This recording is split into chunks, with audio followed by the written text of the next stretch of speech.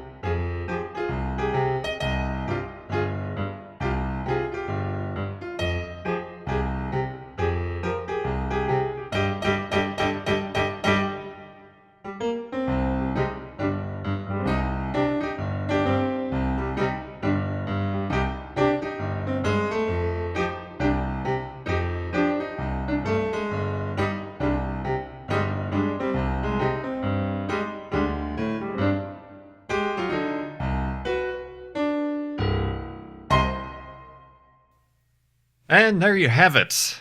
The Solar Explorer 1, my first attempt at an interplanetary spacecraft, not necessarily going to the planets, but going towards the sun. I'm not going to try to crash into the sun. I'd like to get as close as I possibly can. We need to study it to learn about heliophysics and the nature of the origins of our solar system. But I felt like instead of going with a smaller spacecraft, I went with the 3-person capsule simply because it has the working interior and the windows and stuff that should make the flight a little bit more interesting. I'm going to be experimenting with this nuclear-powered rocket. A lot lower thrust, but that's all that's needed when you're doing interplanetary travel. And it doesn't use that much fuel. Once again, I might be kind of overcompensating. What? I have nothing to overcompensate for. I don't know what you're talking about. But I might be... a little bit nervous about just getting off the ground, so I tend to overdo things here with the staging, but we've got 5 main rockets. This fuel is going to quickly drain into the center, so these I'm just treating as kind of boosters to get me off the ground. That'll hopefully get me out of the atmosphere, and then if I need them, these 4 outer rockets shall hopefully get me into Kerbin orbit, and then perhaps I can use them a little bit to get out into an interplanetary trajectory. But we'll see, and perhaps in the future we can base future interplanetary craft and rockets after this design, or it will completely fail right here and today. So, without further ado, I spent quite a few minutes, just a few seconds, organizing the staging, so I think I've got everything just right. So let's head to the launch pad. Wow, look at the size of this thing. Who do we have? We have Harlow, Grennery once again, and Sean Gas. I've gotten all these guys before. It appears to be just after sunset, which is actually pretty good. If I could manage to get myself into an orbit, then I can do a burn on the midnight side of the planet, which, if I'm claiming to know orbital mechanics at all, and I'm not, should be able to give me an apoapsis to get me out closer to the sun. I think. I don't know. The proper thing might be to get in an orbit that is a parking orbit right next to Kerbin, and then do things from there. But we'll find out. I haven't looked anything up. I haven't watched anybody else's tutorials on missions to the sun. I'm doing this flying by the seat of our pants. Seat of our pants, guys. Here we are in the commander seats. How do you... There we go. This is a better seat there. Got the winder. The winder? Wash your winders on your car. Got sitting next to us Sean Gas there. I think we're all ready to go. I'm not going to do this from within the cockpit. We like our much more spectacular launch angles. But yeah, let's turn on the SAS. I'm going to turn on fine-tune controls as well. But our first 3 Kerbonauts to leave the influence of the sphere of Kerbin on this first launch attempt, in 5, 4, 3, 2... Oh, wait. I always forget to put the throttle up. All right, now we're ready. 3, 2, 1. Kaboosh! Very slow liftoff with these liquid rockets. We are on our way. Very stable spacecraft. Just passed through the spotlights, the launch spotlights. And look at that fuel just getting annihilated by that middle rocket there. All right. Not bad at all. I'm going to wait until I'm a little bit higher to start doing a gravity turn. Perhaps when these fuel tanks are out.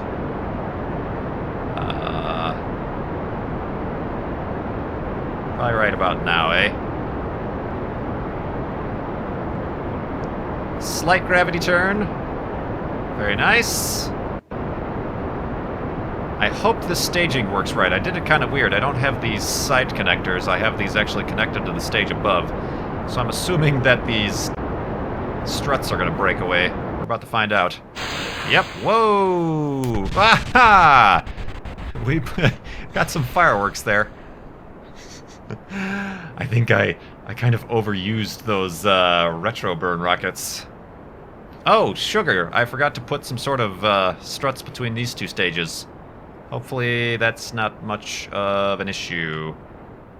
Let's get into this view.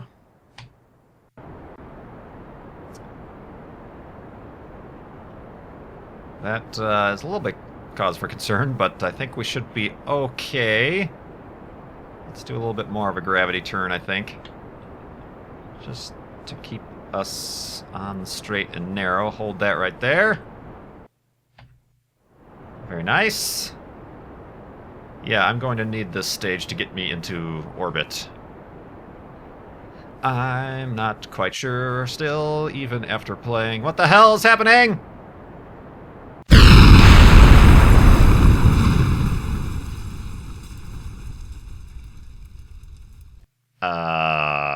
Yeah. Okay. Back to the drawing board, I think. What the heck happened there? Okay. Apparently, my initial concern about forgetting to put struts between those 2 stages was well-founded. So let's head back to the vehicle assembly building and see what we might have done wrong there. I should probably also remove these guys. That's probably just some additional weight. Some nice theatrics, but not really needed in this design. So yeah, let's put some struts.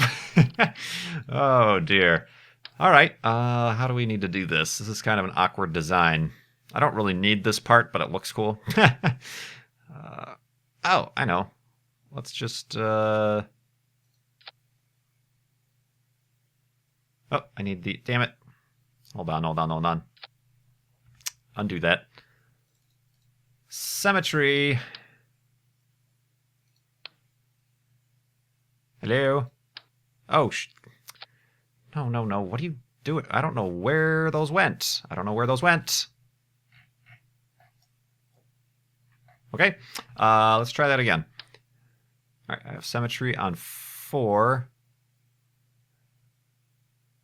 Should go... There we go. Okay. And then let's... Hooray! Okay. That should be better-ish. We still didn't get very far in terms of our orbit with this setup. Potentially, it's simply too much weight, and I don't know how to mitigate that. But we'll try. It's a cool-looking rocket. I like it. Okay. Okay, Solar Explorer 2. Let's launch Solar Explorer 2 and try once again. Hopefully. What is this? Why is this? I don't know what this is. There's a random part that isn't connected to anything, I think. Can we delete it?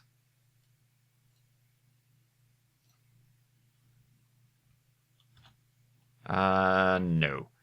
Okay, I don't know what that means, but there's a part that is not connected to the sequence of events. But I think we're going to be alright with that. Alright, who cares? Solar Explorer 2. Who do we have in the cockpit? Gilbal, Philmon, and Lenzi. Good old Lenzi Kerbin. Let us turn on the old SAS. Fine-tune controls. Let's try this again.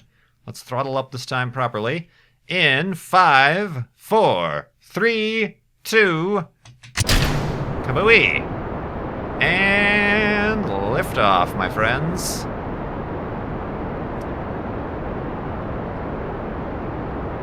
We are going somewhere, aren't we?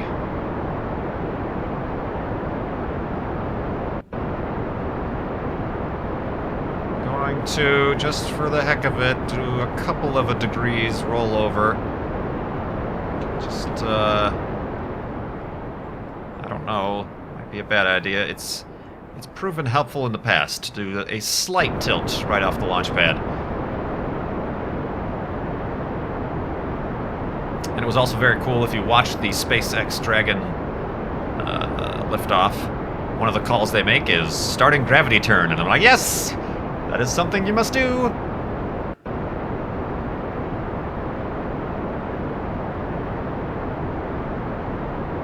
I feel like I'm probably wasting thrust by having 100% throttle, so I'm going to throttle down there. Ah, okay. Whew, that was close. Perhaps those little rockets help, but perhaps if I use them a little bit more efficiently. And not so that they run into each other. But yeah, here we go. Heading on up. Look at all this debris. Oh god, that's still falling down from the previous failure. Let's not run into that debris, please. Ooh, okay. That could have been a problem.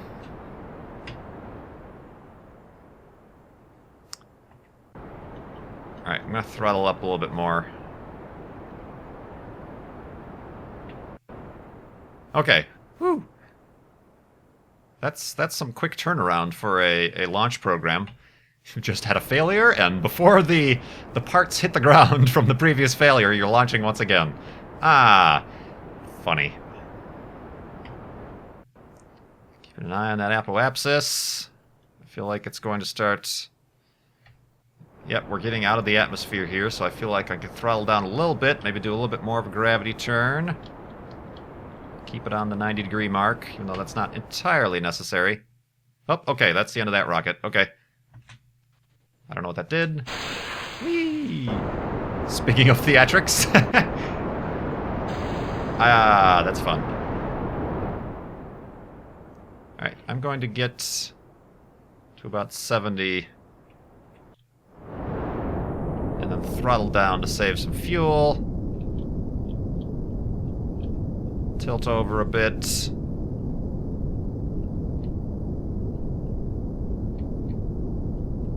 Just minimal thrust so I still have control here. Because these are the vectorable nozzles.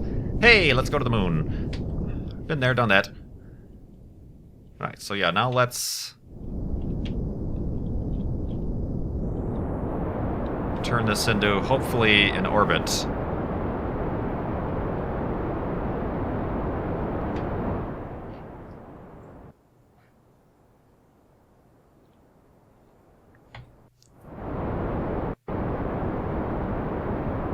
Oh, something's wonky is going on with our staging.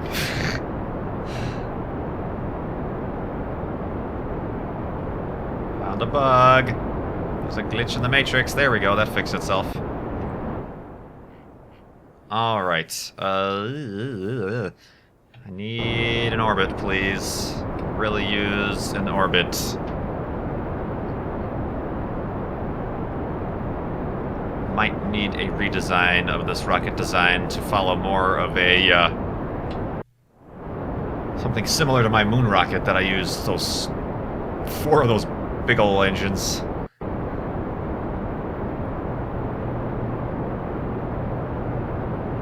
Is it me or Philman? Does Philman have a mohawk? Or is that just the glare off of his, looks like he has a mohawk, but I think that's just the glare off of his visor.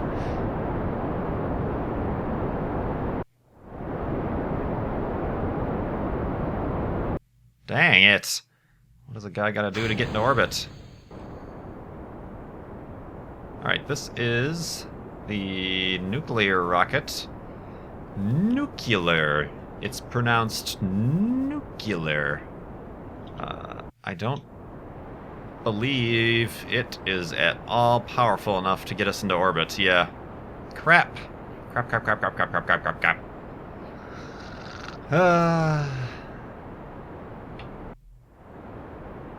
But yeah, you can see I've got it on full throttle. Ooh, it's glowing red. I've got it on full throttle and it's barely taking any fuel, but it's just simply doesn't have enough thrust.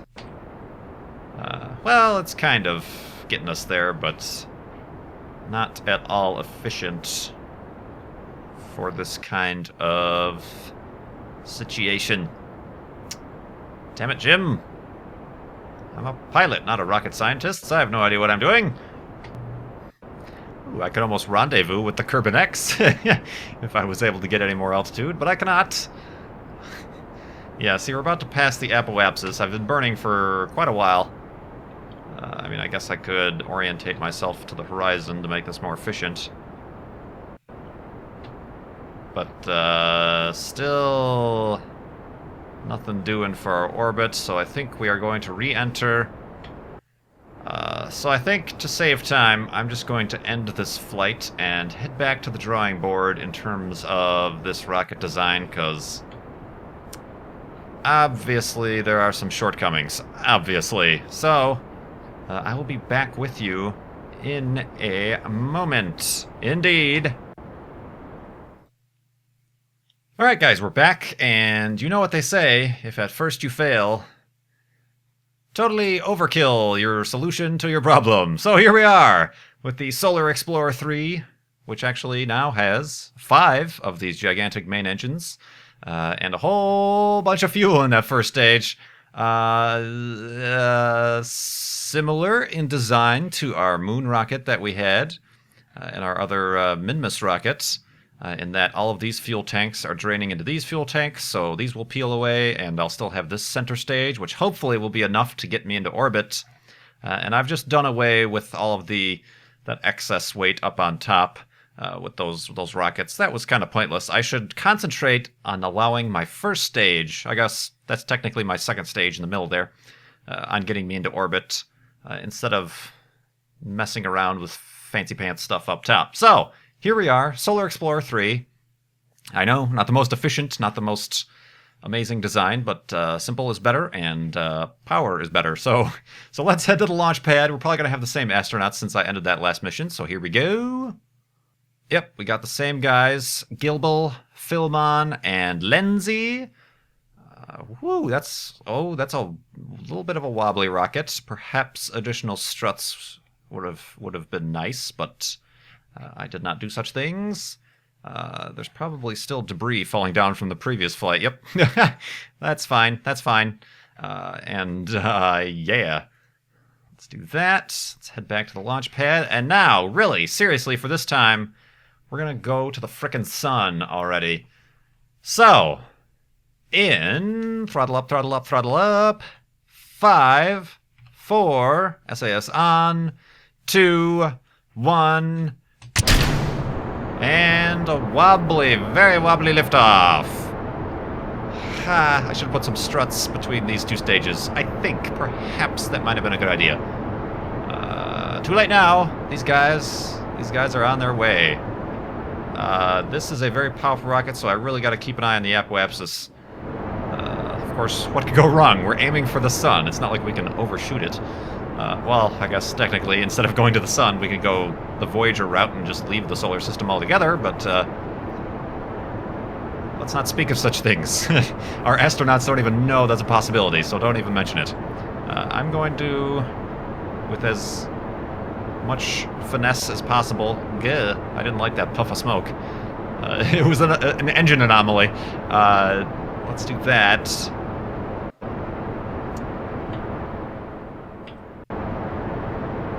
Indeed. Throttle down a little bit. It's because we're doing really good with the vertical acceleration, but I don't want to be... Why am I spinning? Why am I spinning? Stop such things as these. You're getting my astronauts sick. Oh god. This might be an issue pretty soon. God. Ha! That's how you do it. Whoa, whoa, whoa, whoa, whoa, whoa, whoa, whoa, whoa, whoa. Why are we spinning? What's off axis here? Something is off axis. Sorry guys, hold on. Don't lose your lunch just yet. Hello. Let's turn off the engines. Wasn't I just saying I gotta keep an eye on this? Yeah, now we're up to 200,000. Whoops. Alright. Something is making us spin. I don't know, perhaps it's these guys. Since they're at an angle, they're catching the wind and causing us to spin, because we are spinning in that direction. Alright, let's, maybe the... Okay, just... Woo! Woo! Okay, whoa. Now we're going the opposite direction. Turning off the SAS. Turning on the SAS. Turn it off. Turn it on. Okay. You all good, guys? Now that the blood has completely rushed to your heads and or feet. That was weird. What was that all about? Anyway, as expected, we are certainly on the proper trajectory for an orbit here, and now we can use these fuel tanks that we have in our quote-unquote second stage to get into an orbit. So let's shake that off, reorientate ourselves, and get back on track here. Good lord. Why did that even happen? But yeah, what I did in that staging where I lost those 4 rockets, disconnected, not lost, that sounds like it was an accident. I disconnected the 4 booster external rockets. I placed these retro rockets instead of up at the tips, which caused them to tumble end over end and run into each other and explode. I placed them more towards the middle, and I actually placed them thrusting upwards, up and out, instead of back and out. So that was a very successful method of separating your stages, in case you're wondering. I'm looking for all the successes I can get here, guys, because we're having anything but so far in this episode. Indeed. So, all right, let's get ourselves in line here. the old 90-degree mark. SAS on. And now that I am 175 kilometers into the sky, I should probably start my burn, which with this more powerful rocket is going to be a lot easier to get us into an orbit.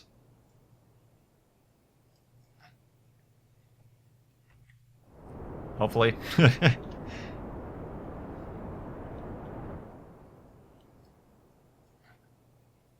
Yeah. Alright, we should be good. Even if we run out of fuel here, we should be high enough altitude that the nuclear atomic rocket or whatever shouldn't have too much of a problem completing this orbit for us, but I think we're good. I think we're good.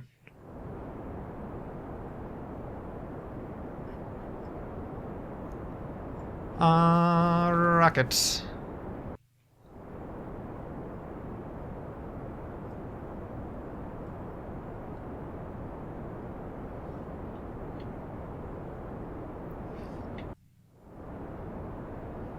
Still got a little bit less than half a fuel tank left, and it looks like we are going to achieve our orbit. Just barely.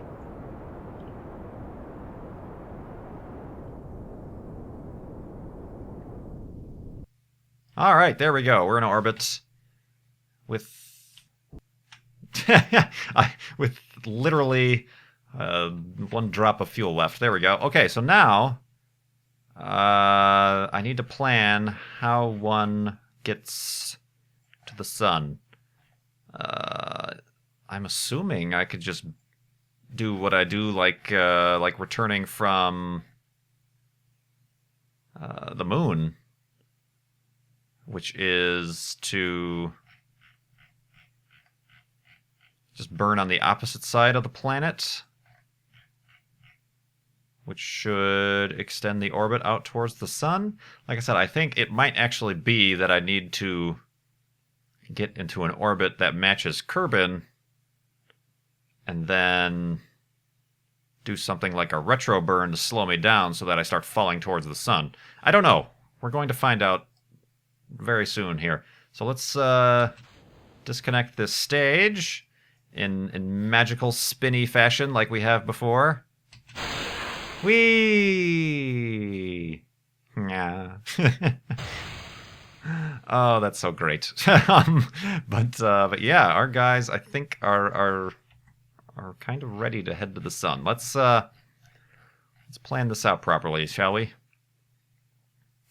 right, let's fast forward a little bit.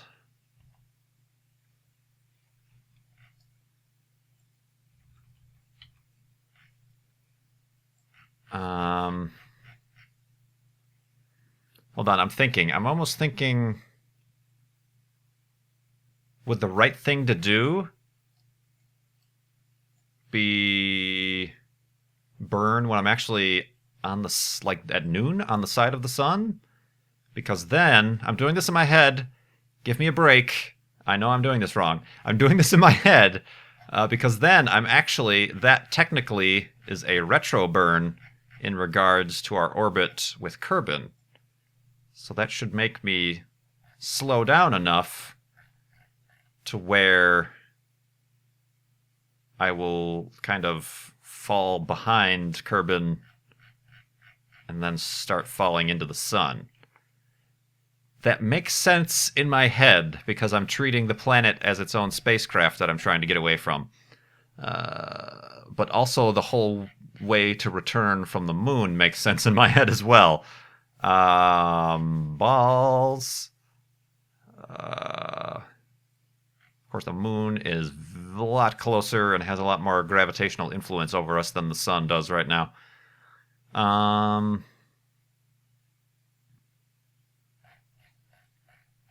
Okay, because if I burn on the opposite side of the planet, it's going to send me into an orbit out here.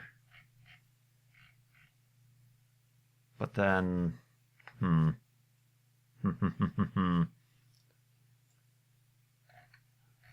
mean, I suppose burning I don't know if this internal dialogue is interesting for you guys, but I'm leaving it in the episode because I'd like to listen to this later on when I actually find out how to actually do it and I can facepalm all the way to the bank. Or I can burn facing this direction, which will put my orbital trajectory backwards like that. I almost want to go with my initial instinct, which would be to burn now. It actually might take a while because this rocket is lower power. So, where are we at here? Let's orientate ourselves properly. Say right there. We gotta start the engine. Let's do that. Let's throttle up. Let's see what happens. We might have to, oh no. We might have to warp this. Which is... Whoop, no. What is that, Alt? Yeah. Oh. I'm using physics warp. Because this engine is so underpowered, it takes a very long time for it to have any effects on the orbit, especially at this altitude. So I'm holding Alt and saying fast forward up to 4 times. Hopefully it doesn't shake my spacecraft apart, but it's a small spacecraft, we should be alright. Although we are once again inducing this kind of roll, which was concerning the first time it happened on the uphill battle, but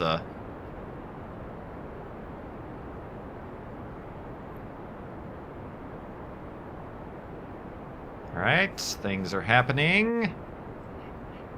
That orbit is extending in the direction I wish it to, but we're going to find out eventually what that does for us in regards to our solar reference orbit.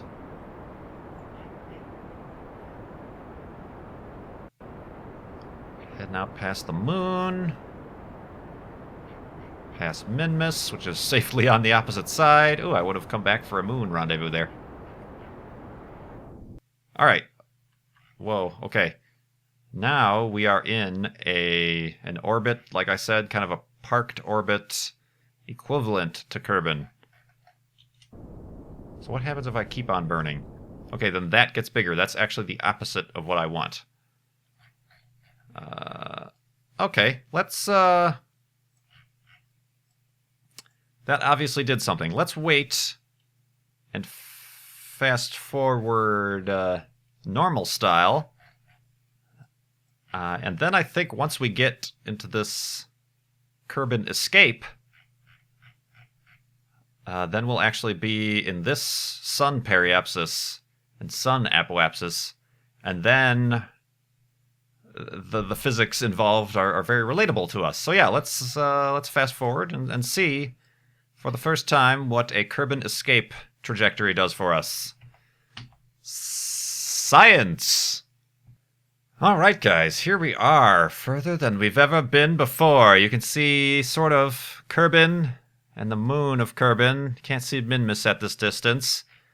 But we have properly escaped the influence of Kerbin, and we are now orbiting the sun. Orbiting the sun. So now what I think we can do is flip-flop our way around, because now this is exactly what we're used to. Now we just have to do a retro burn so that we can fall towards the sun. I think. I think that's what you do. That doesn't make too much sense in my mind. It seems like the sun is something you would have to speed towards, burn to, thrust, whatnot, indeed, and etc. But we're going to do a retro burn. See what that does for us. Let's hold that. And let's see what happens. Cross your fingers. Cross your fingers.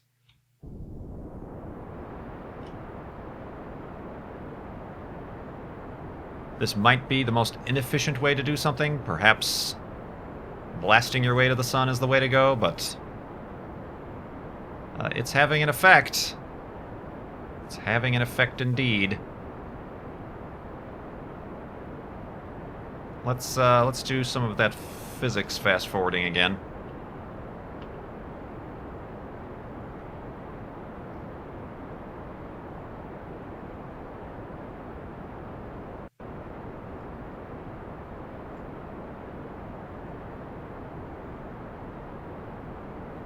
You can see that periapsis shrinking from 11 billion meters down to 10 billion meters. Oh, brother.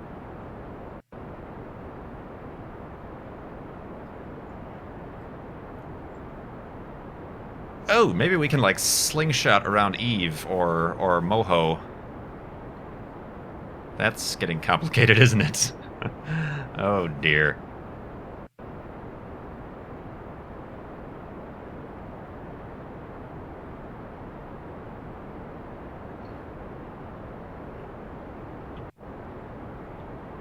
We have half of our fuel tank left. Yeah, I don't think this is the most fuel-efficient way to do this. By any means, because we're having to cancel out the orbit of our planet. When in fact we should probably be using it to our advantage. Oh well, it's too late. I've already put all this effort into this, so... might as well, yeah.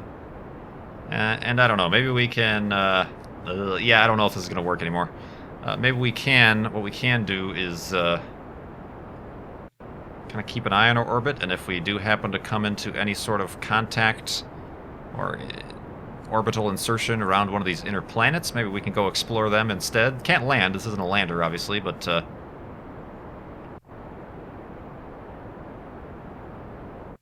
Ooh, it's very sensitive.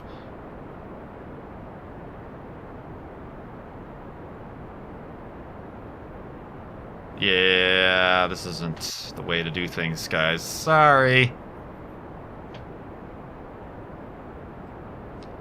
I don't even think we're going to get within the orbit of Moho.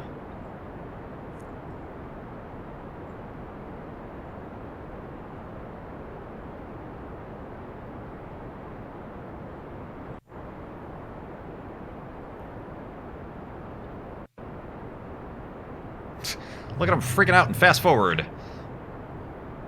Hey, we're within the orbit of Moho.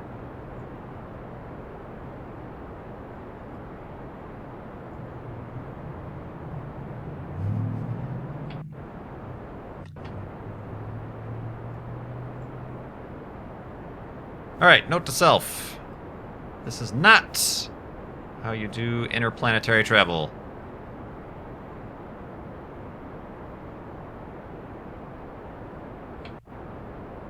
Yeah, we're gonna run out of fuel here pretty soon. These guys are going to be lost in solar orbit for all of eternity. Not too bad, though. Pretty close. Well, pretty close. What is it? Just 3.6 billion meters off my target, but, let's simulate this, just to see what happens. And really, you guys should expect from seeing previous videos how anticlimactic things might get. Where... I was going to watch the planet kind of disappear, but apparently didn't do that in time. Warp 100,000 times. Na na na na na. I wonder if we're going to have any close flybys. Oh, we might be able to see Moho. Moho, maybe not. Yeah, that really wasn't even close. Alright, here we are, guys. The closest to the center of the Kerbin system any Kerbonaut has been. We are 3.644 billion meters away. And apparently the Milky Way gets a little bit glitched out at this distance, but we're closer. Dang, that thing's bright. We are indeed closer. Indeed. Ooh. What does she look like from... oh, I guess I really have no purpose to leave the throttle up there. From this perspective, let's... what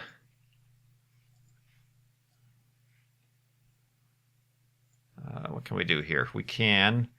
oh, yeah, looking at the artificial horizon, the horizon is actually pointing towards the sun now, even though it's not particularly a hard-bodied planet.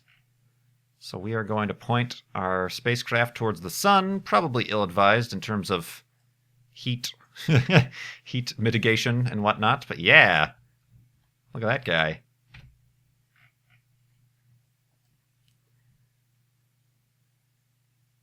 Where Lenzi is a little bit concerned about the fact that he's now lost in space forever.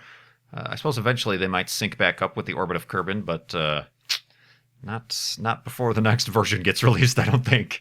Yeah, okay. Let's who am I controlling now? Gilbal? Let's have Gilbal out on an EVA. An EVA to the sun. Alright, is there... The camera still seems a little odd. Whoa, okay. Where's the sun? Good thing you've got your glasses on, Gilbal. Or whoever you are. How do you... Okay, if I wanted him to face the sun, how do I do that? The camera doesn't seem to be wanting to let me. I'm kind of controlling him with... No? I don't know how to change the camera anymore. Oh god, I'm like drifting away from the spacecraft. Where's it at? Where's it at? Okay, we're good. Gotta pay attention. Gotta pay attention. Alright, so yeah, sorry, I know it didn't quite work out for us here in the end. But we've learned a valuable lesson about interplanetary travel. It is nothing like traveling to and from the moon. Don't be stupid and don't think that you can cancel out the entire orbital speed of the entire planet. Perhaps using it to your advantage is the way to go, so we'll have to try that again. I've got to work on my rocket design as well. For somebody who plays this game as much or as little as I do, you'd think I'd have it down how to make a rocket to get into frickin' orbit, but apparently our two earlier failures today, I guess, indicated otherwise. But yeah, here we are, Kerbal Space Program, close to the sun, but very far from our mission objectives. So stay tuned for the next episode when we will attempt greater and bolder things. My name is Kurt. Thanks so much for watching. I will see you, whoa, next time. Indeed.